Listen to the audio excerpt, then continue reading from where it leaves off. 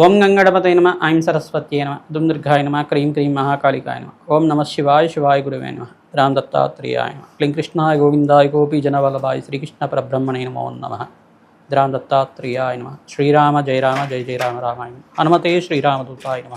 YouTube ప్రేక్షకులకి అందరికీ కూడా నమస్కారం అండి. నేను పాలపర్తి గురునాథ్ శర్మ, జ్యోతిష్యం వాస్తు సిద్ధాంతిని. జూన్ నెల మాస ఫలితాల్లో భాగంగా కుంభరాశి జాతకులకి జూన్ నెల మాసం మీకంతా కూడా అదృష్టకాలంగా చెప్పడం జరుగుతుంది.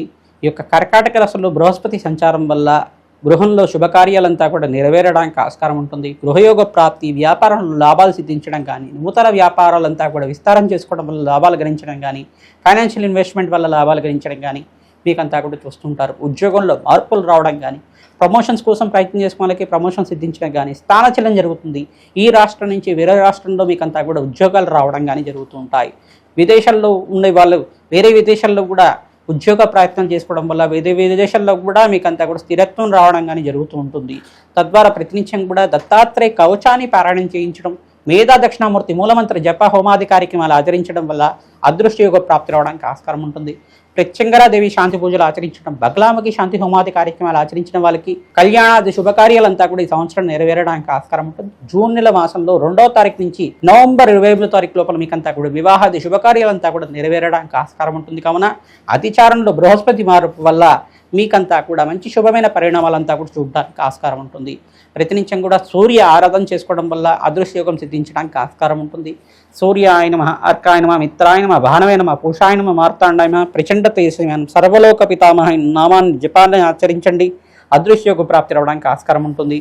ఏళ్ళనాటి శని ప్రభావంలో ఉన్నారు కావున శనిగ్రహ దోష నివారణార్థం మీరంతా కూడా తిలలు దానం చేసుకోవడం వల్ల అదృష్టయోగ ప్రాప్తి రావడానికి ఆస్కారం ఉంటుంది.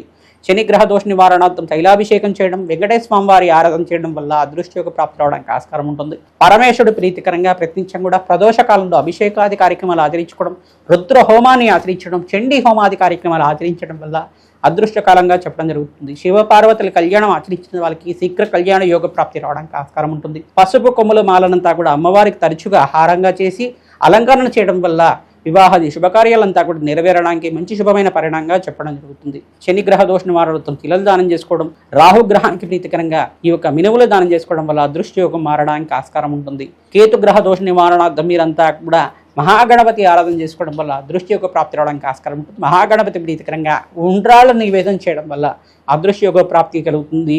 విపరీత ధన ప్రాప్తి లభించడానికి, రాజ్యోగ ప్రాప్తి రావడానికి ఆస్కారం ఉంటుంది. ప్రతినిత్యం కూడా మేము చెప్పే పరిష్కారం ఆచరించండి. మీ జన్మ జాతకమే ప్రధానమైన జాతకంగా ఉంటుంది కావున జాతకరీత్యా దోషాలకంతా కూడా పరిష్కారం ఆచరించండి. తద్వారా అదృష్టయోగం సిద్ధించడానికి ఆస్కారం ఉంటుంది. హనుమతే శ్రీరామదూతాయ నమః.